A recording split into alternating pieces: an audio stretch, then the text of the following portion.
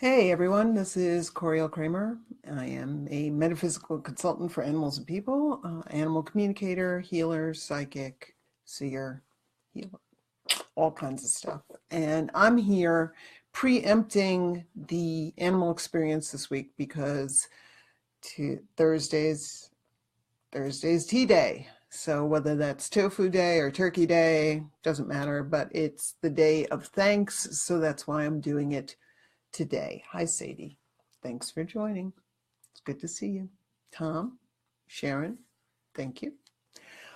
So, this is the animal experience. This is episode 14. So, a little bit about the animal experience for those of you who never seen it before. What the animal experience is all about, or what I call TAE, what it's all about is my bringing the wisdom, the insights, the voices of the animals to you.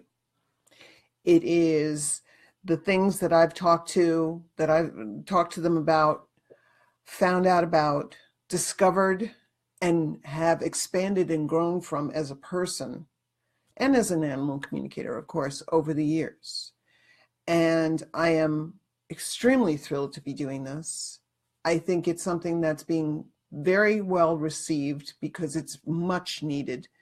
And I am very proud to be able to do this for the animals and for all of you as well. Hi, everyone. Thanks for joining. So that's what TAE is all about in a nutshell. So what we discussed last week's topic that I discussed was animals and divinity. Do they pray? Do they meditate? How do they connect? Why do they connect? Are they searching like we are? And there was some pretty interesting insights on that. And I think it was also something that I just discovered. I had an epiphany that I discovered when I was connecting and doing the animal experience last week. So see, even I can learn new stuff, and it's always possible, and they're always willing to share information with us. They're always willing to help us expand, help us grow, so that they can then expand and grow with us as well. So there's always this camaraderie, so to speak, if we're open to it. Again, everybody, thank you for joining for episode 14. So what episode 14 is dealing with today is, do animals talk to, do they see spirits? We already covered that they speak to angels and other things like that in divinity, but do they see spirits, and do they talk to them, and how do they talk to them? And so that's what this little episode is all about. Also, there's going to be some interesting things that I found out about souls, and it's still become a very big part of my life as an animal communicator. So I'm thrilled to be able to share that little nugget with you. And that's coming a little later on in the show.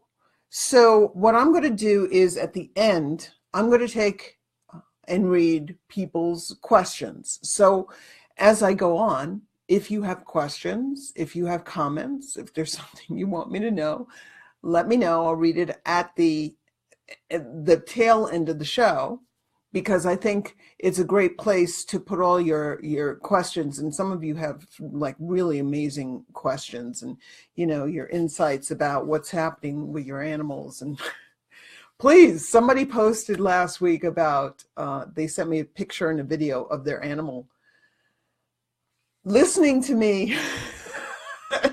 They sent a video of their dog listening to me on the animal experience and how the dog was, reacting. And then they showed me a picture of, another person sent me a picture of their animal as they're watching the animal experience. So I thought that was awesome. I posted that on my Facebook pages because I think that's just fantastic. And yes, they are letting us know that, not that I'm right, but that that what I'm saying is their insight. It's confirmation that, yeah, this is what's happening. and confirmation on the wisdom, confirmation on the knowledge that I'm sharing. So that was always great. And so that's what I'm going to do. I'm taking your comments and your questions at the end. So I'm just going to be able to roll right through. So what we have this week, animals and spirits. So first off, right off the bat, do animals communicate with spirits? Why? And it's been my experience. And again, another animal communicator might have something totally different. It's not that they're wrong. It's that what happens is you're bringing your own life experience to every communication you're doing. Also depends on who you're talking to, what animals you're talking to, what their experiences are. So I am by no means saying this is, what I'm saying is 100% every single animal on the planet. This is what I'm saying when I connect to either animal consciousness or when I talk to individual animals. So when I've talked to individual animals, the majority of the individual animals I've talked to, and some of them haven't, but some of them, yes. The majority of them it says that they do. They see spirits, they interact with them, they communicate with them. And I began, when this started happening, it began doing sessions with animals who would exhibit things like unwanted behavior or odd behaviors, and they were delving deeper and communicating deeper with them. I would find out why. And they told me that that was because they were exhibiting these behaviors because of spirit activity. So I delve into it more and I would find out more and more. Some were seeing these spirits, as spirits were interacting with them. And sometimes it was just simply that they were trying to let their people know, and I'll go more into this later, that there was spirit activity going on. This is quite fascinating. So why do the spirits contact the animals? Because they're open to them. It's not rocket science. They don't doubt. Not unless we give them reason to. Okay, then yeah, they start doubting, but then they go back again, going into another episode that I did before, they go back into their stream of well-being really, really easily. So they go back into that flow and out of the doubt. So they don't doubt. They are very spiritual. As I said, in nature, they're very, very spiritual. And I don't mean wild animals in nature. I mean, their nature is to be very tapped in, tuned in, turned on to divinity. And all that entails. That's what I covered last week.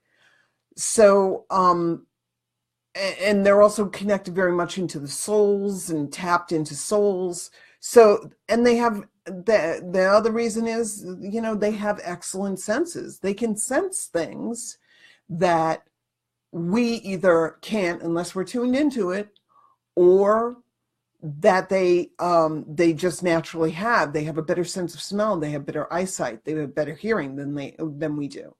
So that's why the spirits usually come to animals and kids because they're very, very open. Okay? They don't have the nonsense. Kids and animals don't worry about taxes. They don't worry about Medicare or Medicaid. They don't care about who's president. They don't bog their mind down with useless crap. So their channels to the spiritual, to divine, are very, very, very open until we start closing them down. Just saying. So how, interestingly enough, how did they talk to animals? Now, how did they talk to spirits? Now, I covered this in previous episodes, that animals are telepathic. Can you be telepathic and talk to a spirit? Because a spirit doesn't have a brain. So how do they communicate with them? Now, usually it's pretty much like us. Okay, they communicate with them through speech. They'll hear them, sometimes through touch. Sometimes it's, some spirits are able to corporealize, and that means they're able to materialize. It takes a lot of energy, but they're able to materialize in order for them to physically move things through objects and other things, and touch, like I said before, and as well as sometimes the animals the spirits communicate with the animals through knowing, okay? And oh, another way that they communicate. Spirits are very, very, very, very tied to electricity. It's easy for them. Again, energy is energy, no matter what.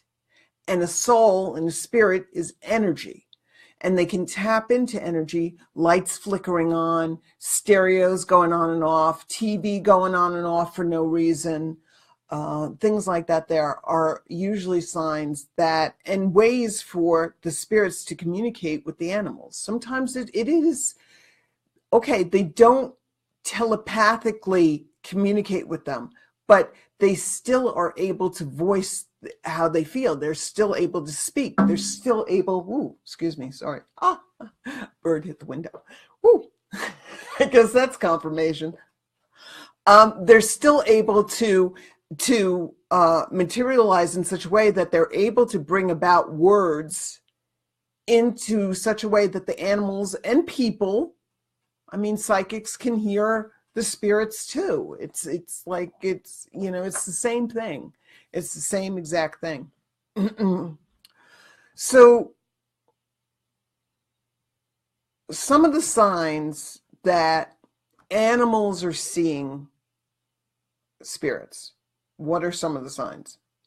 There could be a huge array of different ways that the animals are going to try to get you and their opinion and what they're seeing across to you. But here are some of the most well-known that I know of anyway. So animals all of a sudden freezing, staring at something that's not there.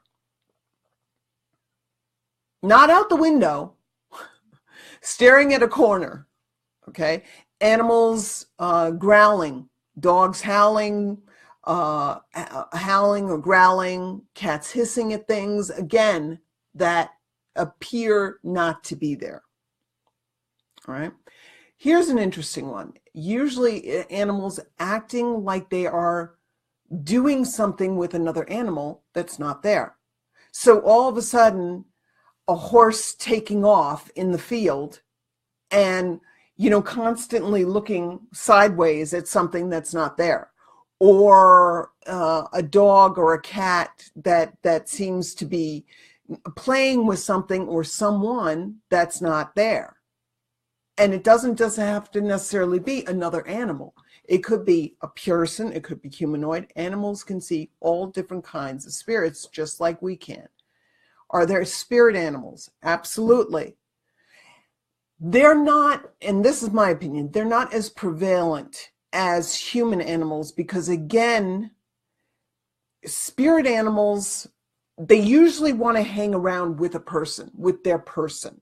Okay, they usually want to hang around with their person, but not always. But the thing of it is that the wild animals, I think, I don't have a lot, and again, I could be, this is my opinion, I don't have a lot of experience with working with spirits of animals that are in the wild. And I'm pointing out my window, so that's why I'm looking that way, sorry. So I don't have a lot of experience. I don't see them a lot. I think it's because usually animals are ready to let go of their crap and they're ready to just go back to non-physical, or they go back to non-physical and come back down, go back to non-physical, come back down. Human spirits have a tendency, if there's baggage when they left, usually there's baggage that they have to work out when they transition. And that baggage, depending on how dense it is, could mean how much they're tied to this plane. If they feel like they have unfinished business, if they feel like their family still needs them, if they feel like they've been wronged somehow, through either, by somebody else's hand. They died by somebody else's hand. They died by an accident. It could be a lot of different things. And interestingly enough is the spirits, depending on how, and I think I talked about this in the death episode, I can't remember, but it's really fascinating. When I connect to a spirit, for me, it depends on how dense they feel energetically. And that tells me where they are. So, for example, if somebody's Uncle Benny dies, and Uncle Benny died, a few years ago or something else like that there, I connect to Uncle Benny. If Uncle Benny's soul feels thin to me, and I don't know how to describe it, it just doesn't feel as dense as a soul that's really and truly around. If Uncle Benny's soul feels thinner to me, that is my indication that Uncle Benny has either moved on and reincarnated either several times or at least reincarnated. And I'm talking more to his shadow soul than I am to his soul. And or if he's thicker to me, if they feel very dense or very thick to me, usually that lets me know that the animal or the person is very much around their person, so to speak. It's quite fascinating. So animals are also able to, I learned that technique. The reason I'm saying that is I learned that technique from the animals. I was noticing that the animals who felt really, really intense to me were very much in their people's lives. And that person was seeing them, feeling them all the time, knowing them, grieving them. And the ones that weren't were either in the process of reincarnating. I think it was in the reincarnation episode I talked about this. They were either in the process of reincarnating, or they had back to their person or reincarnating into another body. And that's why they were a little bit thinner. So, but animals, I learned that from them. That technique I learned from them, and I use that every single day of doing my work here as a psychic and animal communicator. So those are some of the indications of the signs of that your animal is seeing spirits, The other thing that I want to talk about now is the spirits. So what's in it for them? Now, this is very interesting. So the first couple of things is pretty obvious. Okay, what's in it for them is they get to interact with a living, breathing being. Now that's huge. When you're a spirit and you can't be seen and your people aren't tapped into you, it's almost like a relief that somebody sees you. Okay, so it makes them feel good. It makes them feel good through that. So they're able to finally connect to a living, breathing being that sees them. And some just want to be acknowledged. Some spirits, I just want to be seen. Like I said before, I just want to be felt. I would just want to be heard. The other thing is if they have messages, they can relay them to that person or to that animal, who in turn can relay them to us. Now, how do we do that? Well, that's when you either have to get an animal communicator, psychic, a medium, or somebody else or yourself. If you're tapped into it, you can certainly get a feeling like that. If you're open to it, and it's that way they can get the message directly from the animals themselves. Now, here's the really interesting part. This has been my opinion. I don't know if it's been anybody else's opinion, and I think it's pretty cool.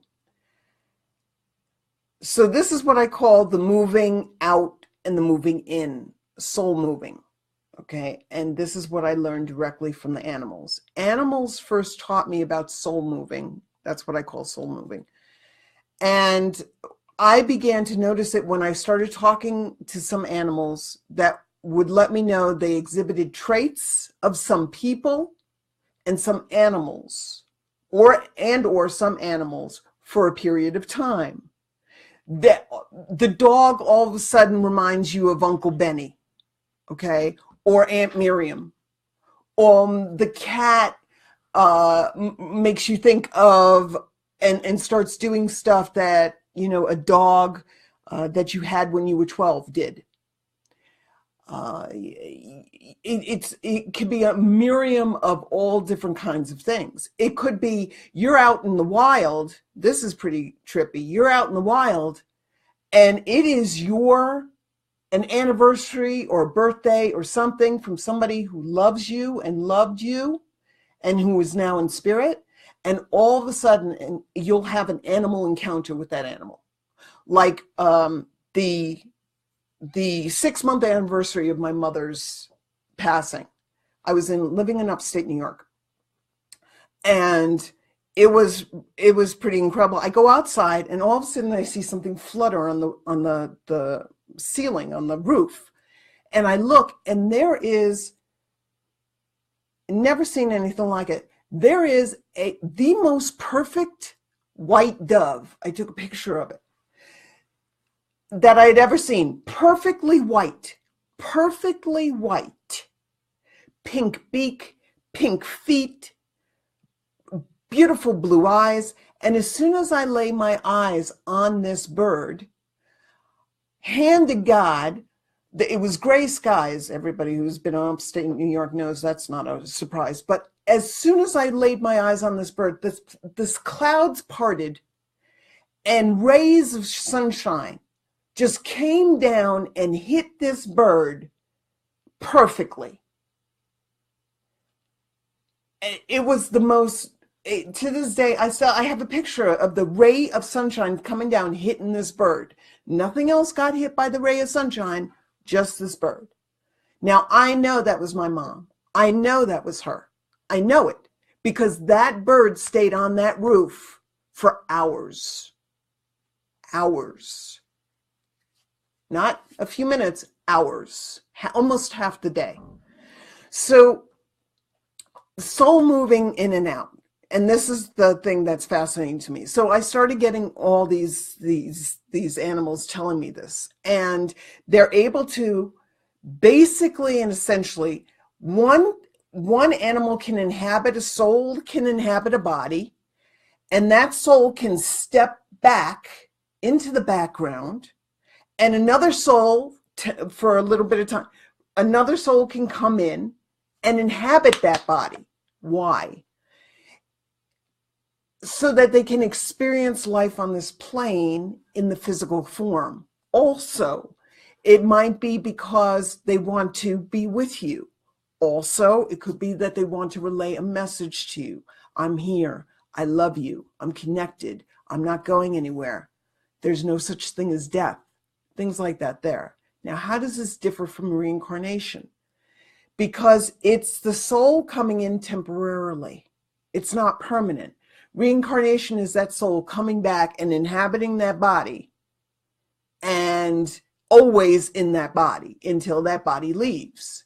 So that's how it differs from reincarnation. Now, if it's what did I want to say? Sorry. If this is the same for people as it is for animals and vice versa. So what I'm saying is Uncle Bob or Uncle Benny can come in and inhabit the dog's body for a little bit. Dog's body soul steps back for a little vacation, and then comes back in when Uncle Benny's soul goes bye-bye, and then is fully present. That's why it only happens occasionally. It's not a reincarnation if it only happens every once in a while. It's a reincarnation when that body or that soul really does act more times than not like that person who was here or that animal that was here previously. Does that make sense? I know it's pretty wild. It's pretty trippy. This is what I learned from the animals. I can't make this stuff up. I don't have this much imagination. But this is what I was touching on when people were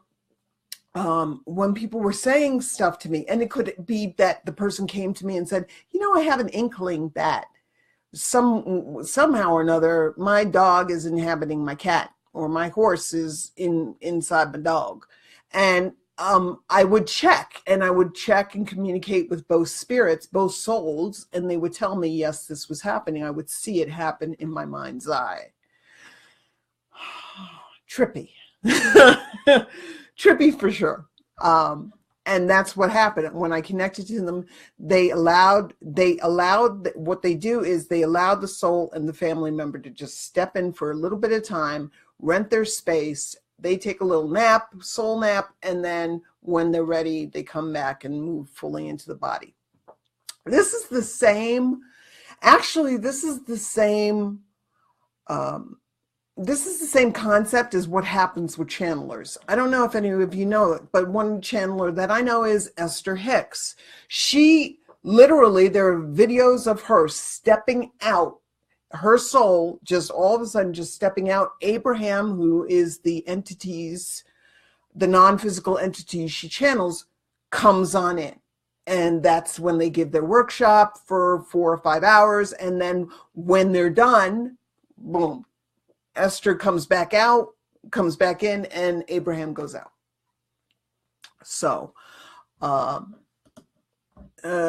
that's what I wanted to let you know. I think that's pretty fascinating. For me, it's really changed my life and given me a lot of different perspectives. So there are some things that are called what I like to call spirit troublemakers. Now, what is this? So I touched on it a little bit before, but unwanted behaviors can come from animals who are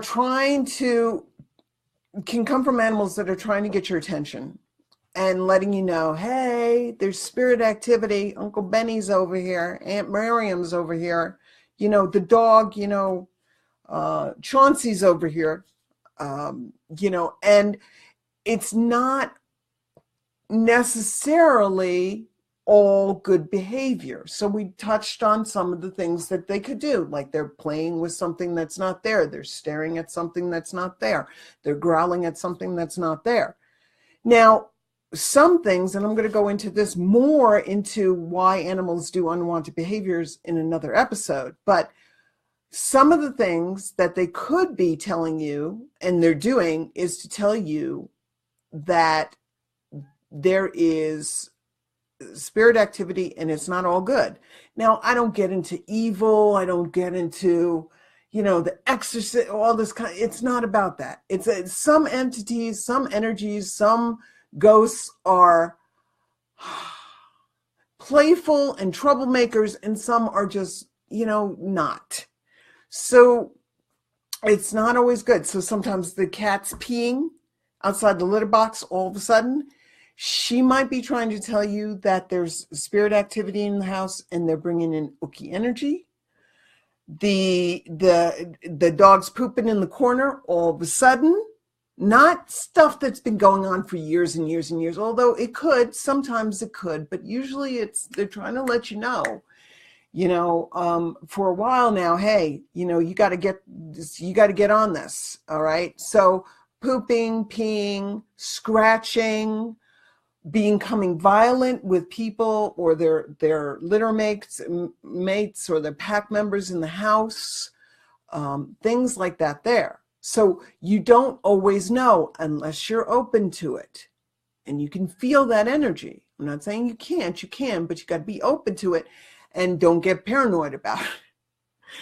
And but if not, then what you might want to do, if not, what you might want to do is you might want to consult a psychic, a seer, a medium, an animal communicator to let you know if this is an issue that's going beyond the realm that you are currently in. Also, consulting your vet to make sure that your animal isn't, sick in some way, shape, or form is always a good idea. Always a good idea. First, please. So that's basically the what I want to say. The final thing I want to say, and I've said this before, but I think it's important to say, when I connect to animals, when I connect to people's spirits, when I connect to animal spirits, they are all in the same place. Some people might be uncomfortable with that. They would rather have separation. None of you guys, because you're all forward-thinking, beautiful people. But there are some people who feel more comfortable thinking that Fluffy goes to one heaven and you go to another heaven. When I connect, everybody's together. I have connected to an animal in spirit, and they have been with human people, human spirits. I've connected to animals, people in spirit, and they have been with animal spirits. Animals can be with people spirits, people can be with animal spirits. Back and forth, vice versa. There is no one heaven. At least that's my opinion. And you know something? I like heaven better that way, because I know sure as crap that if my animals are not, my fur kids are not in heaven, I ain't going there. Point me to the pet heaven then. I'll go to the animal heaven. But I'm not going to a heaven that doesn't have animals. And why would you? But that's my opinion. So this is my little take on animals and spirits. It's sharing with you some of the insights that I've come across. I love doing this show. I love doing this show because I am remembering stuff and reiterating stuff and reinforcing stuff that I've kind of like, it's become almost a habit to me now. So it's forcing me to really, really think about my process of talking to spirits in animal form and what do I have to do, and slowing my brain down, because now I just do it. So it's really nice to be able to remember this stuff so that I can relay it to you and bring it to you. So that is episode 14. I'm going to take any comments or questions that you have now, and I'm just going to go back a little bit and let's see what we got. Okay, so just give me 1 second. Sherry says, spirits communicate through animals frequently through birds. I've had birds, reptiles, I've had cats, dogs, absolutely, 100%. Let's go to Deborah Holland. Excuse me. When Jekyll transitioned, a red-breast robin would come every morning and sit on the fence as I took the others out, and would sit there until we came back in, dead of winter, and it came every day for 3 months. Yeah. I think that that's beautiful. I think that that is something that is an incredibly powerful, sign. And I think that's what animals do. That's what spirits do. They are able to really and truly put it in your face, like the dove I was talking about before. And I think I'll post it to my Facebook page because I think it's an incredible, incredible photograph for you to see. So I will do that. Thank you for sharing that, Deborah. I appreciate that. And Jekyll is one of my clients. I loved him dearly. He was an amazing being. And I've only talked to him in spirit. That's how amazing he was. Okay, Kate, this is fascinating. Makes me wonder if souls have visited us via our 3 pups, and maybe we missed it or we didn't recognize it happening. Could be. So you might want to connect to an animal communicator and see if it resonates with you. If it's occurring to you, it's a possibility. It's a very strong possibility. So that, Jamie says you're amazing. Well, thank you. I think so.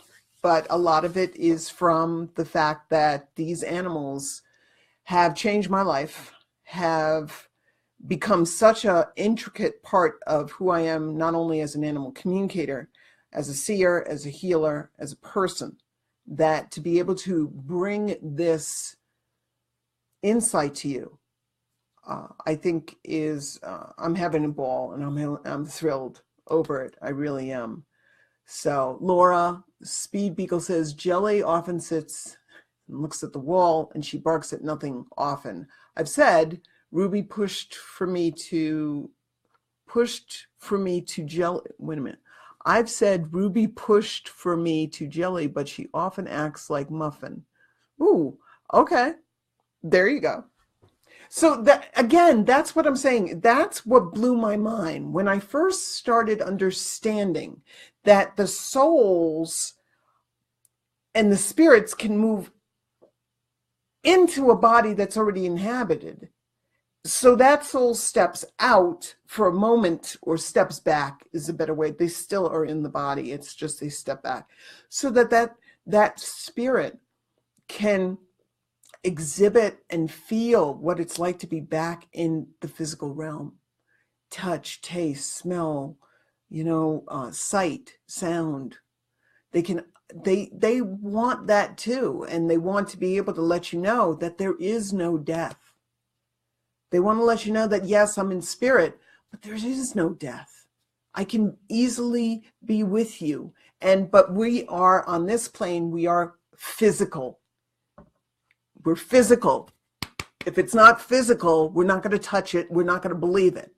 But the animals, like I was talking about last week in divinity, the animals, the way they view divinity is they believe it before they see it.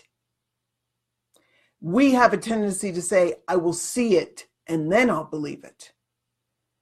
And it's all messed up. We need to believe first, but we are on a physical plane. So the physical plane becomes very difficult for us to get out of the physical mindset.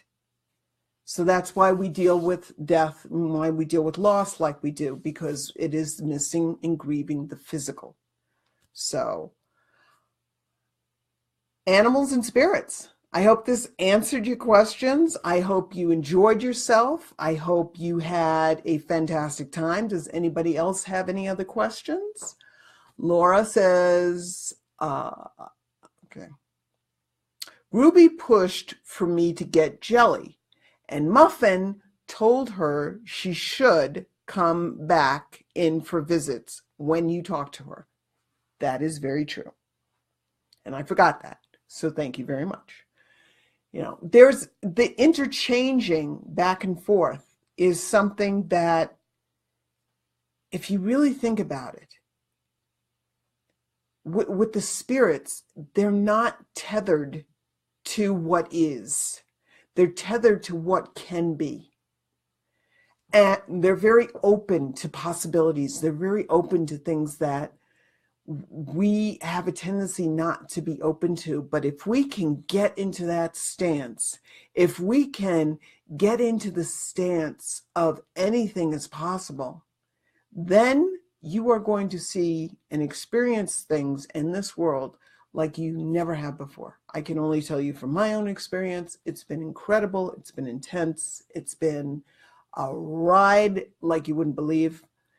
And I am really and truly thrilled to be here. And I hope everyone enjoyed this episode. Again, animals and spirits. Do they talk to them, and how? Do they see them, and why? So this was preemptive because Thursday is tea day. So I wanted to thank everybody for joining me. I had a wonderful time. I hope you enjoyed yourself. Next week, I feel like this is an episode I'm very, very excited to bring to you. So I told a few people that it was going to be in 2 weeks. I have upped it to next week. Next Thursday, will be episode 15, and I will be sharing with you a very, very, very, very powerful message I got from one of my cats, Socrates.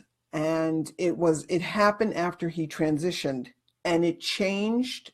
Look, everything that I learned from the animals changed my life. But this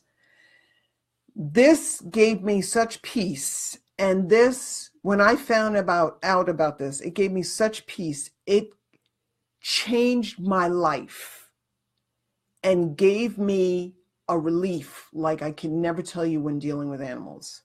Because up until that point, I had always thought that it was my job to save every single animal on this planet. And that's a tall order. And it's hard because you're setting yourself up for failure, and you're setting yourself up for disappointment, and you're sabotaging yourself. And it doesn't mean that you don't help them, and as many as you can. But what Socrates told me was something that is extremely powerful, and I'm looking forward to sharing that with you. And that will be episode 15. I'm not quite sure what to call it, so I haven't really named it yet. But stay tuned. I'll let you know what I'm going to call it next week. So I wanted to share with everybody that the Animal Experience is now available as podcasts on iTunes and the Google Play Store. It's available on YouTube. It is now got its own Facebook page. Yay! The reason I did that is because it's much easier for you now to find the videos as opposed to it being on my private page. I still load it every week on my private page. That's where I do the live show. But then I put the videos on the Facebook TAE page, The Animal Experience. So if you want to go and you want to see those, you can even download them. Feel free. Please share about them. Go for it. Okay. So if you're interested in a session, if you're interested in reading, you can go to my website. It's really stupid simple. It's www.myname.coryellekramer.com. If you have any ideas for episodes, let me know. I am always looking for ideas. If you have a question, shoot it to me, because through that, I might find an episode that I want to talk to you guys about. So this is going to be a wonderful week. Happy Thanksgiving to everybody. Thank you very much, Sharon. Love, she says, happy Thanksgiving from Sharon, Colby J, Crouton, and Champ, plus their dad. We're grateful to you. Thank you. Happy Thanksgiving, turkey or tofu day, no matter what it is to you. May you always be in a state of appreciation, because the animals are. Love to you. Love to your animals. I'll see you next week.